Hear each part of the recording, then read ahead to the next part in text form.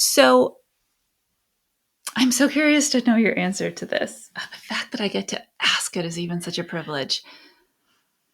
What things or lessons that I worked to teach you when you were little will you 100% choose to do with your kids? And what's one or two that you're like, nope, not doing that?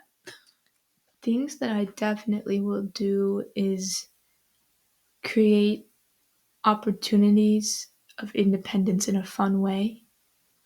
And I say in a fun way because it wasn't always fun, but making like we had to learn how to cook. We had to learn how to do our own laundry. And we, even when we were kids, like we would help you with dishes or things like that. It wasn't presented to us in a way that like you have to do this. Like we didn't see it as like chores, I would say. Like they weren't chores in our mind. It was more like this is something that's expected of us in this household already. So why would we expect to be paid for that? We were taught to work hard, learn necessities in life without expecting anything in return. And because we didn't expect anything in return, when we did receive things like from my grandparents, things our first response would be to refuse it instead of receive it. So we are learning to receive it now, and that's part of us growing up. But now we understand the value in what we are receiving, and we don't take it for granted. So that's something I really want to teach my kids, and especially being in the countryside. That's another thing, growing up in the countryside, not in the city. It's just I think that's just a personal thing between me and my fiance. And I guess what is something I don't want to teach my kids? I don't think you really did this, but it's more of like observation of growing up from like other people around me. Okay. Would be like not to speak to my kids harshly. I think there's a difference between yelling and being firm in what you're saying. And I don't want to have to yell at my kids because I would like, and it's not like gentle parenting, it's just parenting. I think there's a way that you can not train your kids, but teach your kids that this voice means this and this voice means this. And like with kids I've worked with in the past, I have learned that I have to create a routine and they know when they're in trouble just by me even just giving them a look or even just slightly changing the tone of my voice. They understand that even if they're in trouble or I need to talk to them about this or this is like it's not okay what you're doing right now. And I haven't had to yell. I think yelling is like harsh, but there is like the like playful yelling like when you're like outside and that's not I don't count that as yelling. I count it as just like you're having fun. It's okay. But yeah, I've been able to observe in a lot of like my friends when I was a kid, like when their parents yell at them, it is scary no matter what. And you can't change that. When you use that as a tactic to control your kids, it really kicks you in the butt later on. Okay. Yeah, that's a lot, but yeah, Do you that's my biggest remember thing. when a little while ago Caroline said when she was younger people described her as wise? Those words just came out of a 20-year-old. It's nothing. Okay? And you all know how powerfully I feel about this. I was not a yeller. If anything, I was an over talker.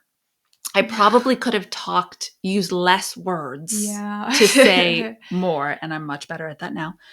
And, I'm just going to shamelessly plug this and say my draft of my book is with the publisher right now. And in April of 2026, there's going to be an entire book on how to talk to them early and often to set up exactly what Caroline is talking about. And so you made me feel really confident that the next generation of parents are doing this differently.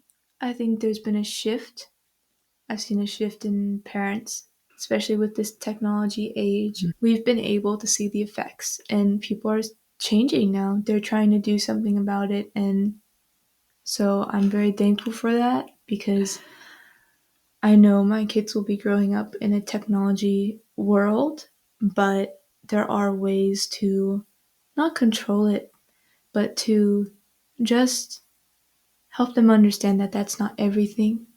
I hope that they will have a childhood and be able to use their imagination. And that's the biggest reason we want to live in the countryside. You know, her sister is a college student studying behavioral sciences, and she's into the trauma part of psychology. And she shared with me recently from her textbook that childhood trauma directly affects your imagination, your ability to access that abstract creative thinking process.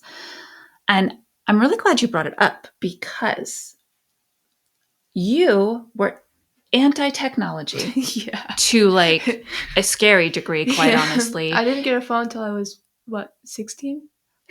Yes, I'll tell that story in a minute.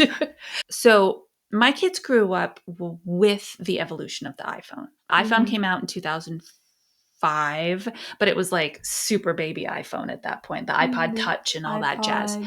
And Caroline was born in 2000. And the CDs also were new for us. We had the evolution of CDs. So as she evolved into her preteen and then teenage years, the iPhone was really kicking in to heavy gear, and all her peers were getting all the devices, all of them. And Caroline was like, no, I don't want it. I don't want it. I don't want it. You can't make me. I mean, when she dug in her heels about something, she dug them in. And then you were getting your license. Yeah. So she's a January baby. So Christmas in December, we knew her license was coming. She already had the car. Her dad and I decided it was essential that she had a phone for emergency purposes while she was driving back and forth to school. We surprised her with it at Christmas, and she actually cried because she didn't want it. Did I cry? I thought I just didn't like it. You were so mad. Did I? So mad. So I feel bad I reacted that way. Oh, no, it's totally, actually, it was kind of comical. It was very on brand for you. So with the evolution of technology, just in your lifetime, how quickly it is literally taking over people's lives, and the fact that you went to Japan and realized you actually couldn't live without it, that you did have to use your phone. It's because I'm abroad and I'm living in the city. So you kind of need it there. But now that I'm living in the countryside, actually, I just leave my phone inside the house and it usually goes dead. And I only turn it on when I know I need to talk to someone or I need to do schoolwork. But that's it. It's just amazing. But, technology, I always say it's a tool. It is a tool. And not a toy. And we use it to see and talk to each other real time. We use it as a tool. And I'd be lying if I didn't say I got caught in some of the sucked into YouTube sometimes. So I sometimes have to go on a technology fast where I set in stone, I'm not using my phone for this amount of days, or I'm only using it for this and this and this, and those other things aren't open. Sorry. So yeah, I know it's very unique for someone my age. But I'd prefer the old things. I used to have a Walkman. I still have a Walkman. And I would use that as headphones when I went to work and mowing lawns. And I have a record player and I have a VHS TV. Yep. We always said you were born either in the wrong decade or the wrong century. You were either supposed to be an 80s baby or you were supposed to be born in the 1920s. So it's one or the other. No. But we are so grateful that you were created for us. I just want to tell you what a privilege and an honor it has been to be your mom and raise you all these years where I had some level of influence over helping you become your best self. And now sitting back and just watching you take the reins is the most powerful experience of my life. I'm glad about that. I just can't see it from your view, so I don't fully understand it. I understand that you guys have a lot of memories and a lot of things you remember that I don't remember, but I just look forward to the day that I can be in that position, hopefully. I can't wait. You are going to call me up with your aha moments. I just know it. Be like, I get it now. But I have seen it like a little bit with working with kids. I've worked with kids since they were babies, and now they're like 7, 8 years old, and I can't believe it. Watching them grow up, I also have that understanding that they won't remember everything that I've done with them, but it is special in my heart, and they'll remember what they'll remember. That's fine. Well, I just want to thank you so much for coming on here and having this conversation. When I asked you, I was fully prepared for the answer to be no, and I actually expected it to be no. And the fact that you said yes and you took a risk to just have a conversation because I couldn't really prep you for what we would say is just another demonstration of your next level self coming out. I'm not gonna lie, I was very nervous when we started. I don't know if that was if people could see that, but I didn't know what I was doing. I just had to take the risk. But I know that this means a lot to you, and you've worked really hard, and I've seen you start from day one. So, I mean, I'm here for a time. Why not support you? And this is a way to support you. And I knew you would appreciate it. I'm at that point in my life. Just do it, even if you don't fully enjoy it. You'll enjoy it because other people enjoy it. I love you so much. And listen up, Toddler Tribe. Here's what I want you to know. This experience that we're having right now didn't happen because of all the work that we did during the teenage years. It happened because of the foundation that was set during infancy, toddlerhood, and the preschool years. I cannot stress that enough. You will not be able to navigate all the things the world throws at you unless you set that foundation early. And so that's why this is my mission and my passion and my purpose. And I love working with people who want that for themselves and are willing to flash forward 20 years to see what it can be like. Don't believe what the world is telling you.